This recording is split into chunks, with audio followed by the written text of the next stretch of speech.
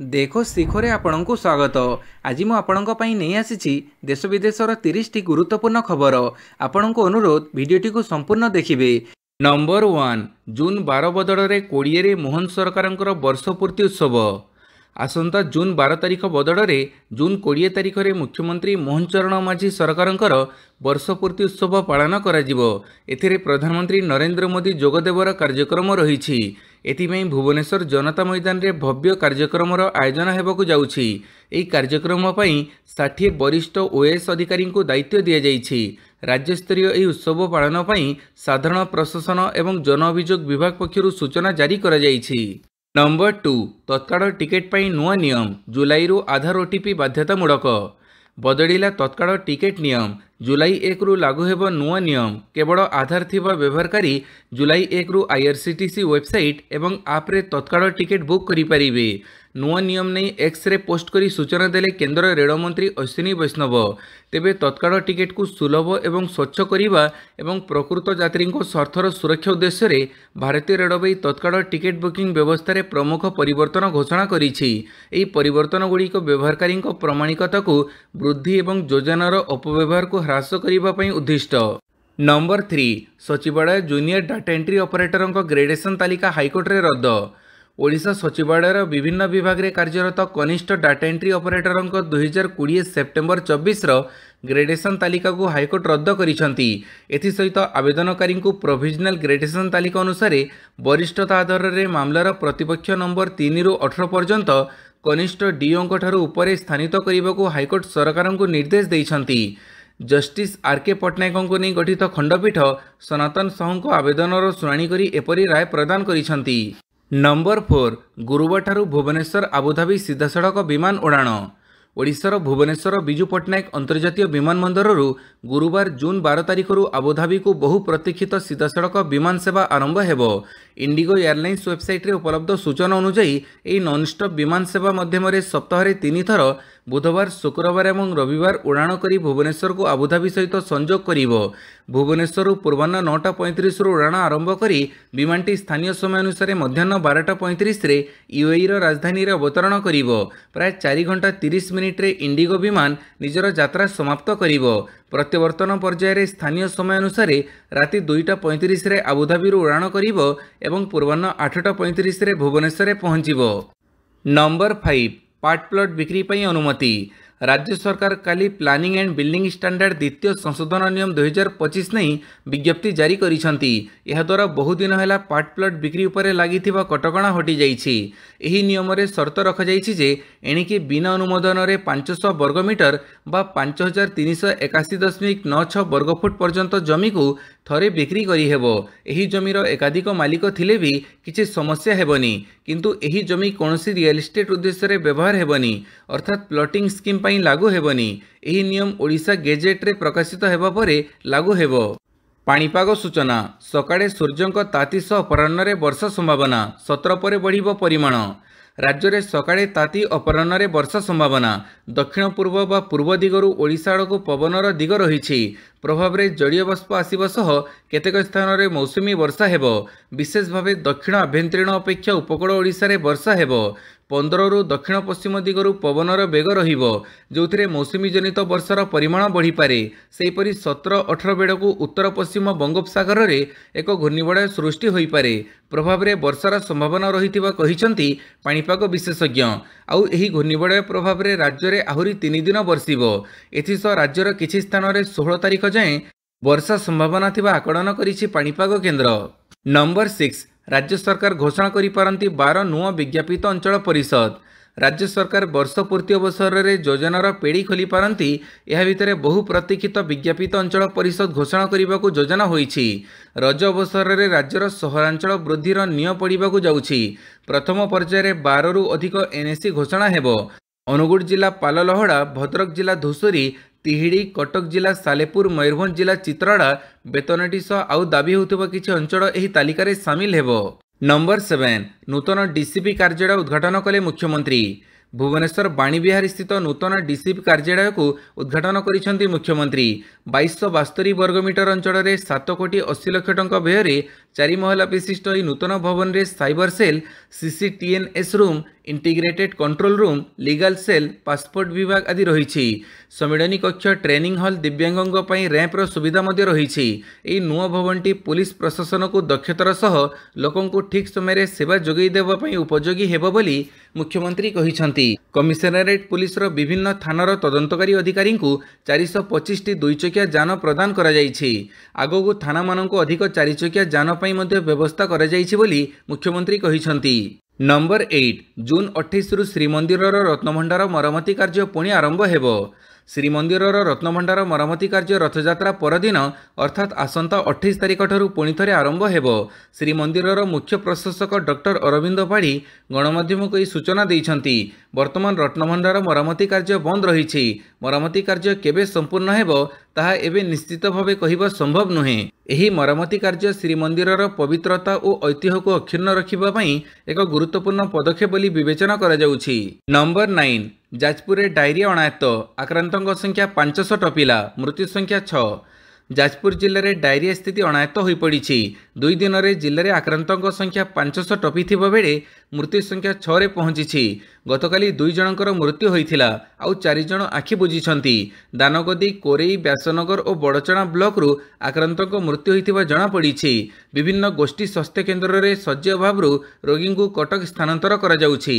पानीय जल, खाद्य विषक्रिया जोगु झाड़ाबांति व्यापी कहुछि। जिला प्रशासन तथा स्वास्थ्य विभाग पक्षरु काली एने एक स्वतंत्र मार्गदर्शिका जारी करा जाई लोकों को सचेतन करा जाइछि। नंबर 10 स्थगित रहिला आक्समफोर उत्क्षेपण। अंतर्जातीय महाकाश केन्द्र ISS 14 दिनिया विज्ञान अभियान रे आसुथिबा आक्समफोर मिशन 4 महाकाशचारी को स्वागत करने को प्रस्तुत रही बेले आक्समफोर मिशन उत्क्षेपण को एवं स्थगित रखा जाइछि।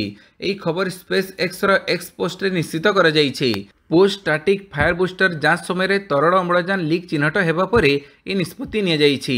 लीक मरमती करिबा पई समय लागिबो। मरमती संपूर्ण हेबा परे एही परिसर उपलब्धता उपरे निर्भर करी एक नूतन उत्क्षेपण तारीख स्थिर करा जिवो बोली कंपनी पक्षरु कह जाइछि। नंबर 11 लंबा भाषण बड़ विज्ञापन रे विकास आसेनी कहिला बीजेडी। बीजेपी सरकार ओडिशार शासन दायित्व नेबर 1 वर्ष होईगला। कहुछि यह लोकंक सरकार, किंतु लोक कहांती केवल लंबा भाषण बड़ बड़ विज्ञापन रे विकास आसे नाही। राज्य सरकार वर्ष पूर्ति उत्सव पूर्व एमिति भावे सरकार को समालोचना करिसेंती विरोधी दल नेता नवीन पट्टनायक। बीजेडी पक्षर जनजागरण अभियान कार्यक्रम अवसर में शंख भवन में दलर कर्मकर्ता सम्मेलन आयोजन करा जायथिला। एथिरे उद्बोधन दे श्री पट्टनायक कहिले आम सरकार समय ओडिशार 90% लोक विजु स्वास्थ्य कल्याण योजनार उपकार पाउथिले। आज आयुष्मान भारत आरंभ होईछि। लोक माने औषध पाउनाहांती, बिना टंकारे हॉस्पिटल रे चिकित्सा होई पारुनी। हजार हजार लोक हैरान होउछंती। नंबर 12 6400 कोटी रेलवे प्रोजेक्ट को मिलिला कैबिनेट मंजूरी। प्रधानमंत्री नरेंद्र मोदी अध्यक्षतार बसिथिबा कैबिनेट बैठक में मंगलवार रेल मंत्रालयर 2टी महत्वपूर्ण प्रकल्प को मंजूरी मिली। यह प्रकल्प में समुदाय 6405 कोटी टंका खर्च हेबो। झारखंड, कर्नाटक और आंध्र प्रदेश 7 जिला को सामिल करी भारतीय रेलवे 2टी मल्टी ट्रैकिंग प्रकल्प को मंजूरी देइछि। याद्वारा केवल रेलवे परिचालना दक्षतार सुधार हेबो नाही बरं यात्री एवं माल परिवहन क्षमता मध्य बढ़िबो। नंबर 13 शताब्दीर सबुठ बड़ आविष्कार जापान साकार कला आर्टिफिशियल ब्लड स्वप्न। जापानी गवेषक माने एपरी कृत्रिम रक्त आविष्कार करिसेंती जहाको बिना ब्लड ग्रुपिंग रे काहारिठारे मध्य चढ़ा जाई पारे। ये आविष्कार ना केवल चिकित्सा जगत रे क्रांति आनी पारिबो बरं जरूरीकालीन परिस्थिति रे हजार हजार लोकों को जीवन बंचाई देई हेबो। एहार सबुठ बड़ लाभ हेउछि एहा कोनोसी रक्त ग्रुप पई मध्य प्रयोज्य, अर्थात एहाकु जेकोनोसी रोगींक ठारे जो ब्लड ग्रुप रो होइथांतु ना काहेकि तांको बिना विपद रे दिया जाई पारिबो। एहा छडा ए रक्त कोठरी तापमात्रा रे 2 वर्ष पर्यंत खराब मध्य हेबनी। नंबर 14 कांग्रेस रे जोगदेले वरिष्ठ सांबादिक अरविंद दास। वरिष्ठ सांबादिक अरविंद दास काली कांग्रेस रे सामिल होइछंती। पीसीसी सभापति भक्तचरण दासଙ୍କ उपस्थिति रे श्री दास दड़े सामिल होइछंती। पीसीसी सभापति और अन्य नेतृवृंद तांको उत्तरीय और पुष्पगुच्छ देई कांग्रेस को स्वागत करिथिले। एही अवसर रे वरिष्ठ सांबादिक श्री दास कहिथिले स्रोतर प्रतिकूल परिस्थिति रे जाई कांग्रेस रे सामिल होइछि। नंबर 15 बदलिले उत्कल विश्वविद्यालय कुलसचिव। बदलिले उत्कल विश्वविद्यालय कूड़ सचिव 3 मासरे 3 जन कूड़ सचिव बदलिबा परे एबे स्थायी कूड़ सचिव नियुक्त होइछंती। ओडिशा विश्वविद्यालय संशोधन आईन 2024 अनुसार जड़े जुग्म सचिव पाहियार अधिकारी को दायित्व प्रदान नहीं राज्यपाल कार्यालय तथा राजभवन पक्षर विधिबद्ध विज्ञप्ति प्रकाश पाई। ओएसएससी जुग्म सचिव डॉक्टर स्वाति मिश्र विश्वविद्यालय नूतन कूड़ सचिव भाव नियुक्त होइछंती। डॉक्टर मिश्र कार्य जोगदेवा दिनरू 3 वर्ष अथवा परवर्ती निर्देश पर्यंत दायित्व रहिबे। नंबर 16 नाल्कोर नुआ निर्देशक भाव दायित्व नेले Abhay Kumar Behuria. National aluminium company limited नाल्कोर नूतन निर्देशक भाव दायित्व नेले अभय कुमार बेहुरिया। नाल्कोरे जोगदेवा पूर्व से राउरकेला स्टील प्लांट रे कार्यनिर्वाही निर्देशक भाव में कार्यरत थिले। तांको दक्षता और नेतृत्व बड़े कंपनी एक चैलेंजिंग बजार परिस्थिति मध्य रेकर्ड आर्थिक फलाफल हासिल करिथिला। नंबर 17 जाजपुर डायरिया व्यापीवा घटना सरकार को बीजेडी टार्गेट।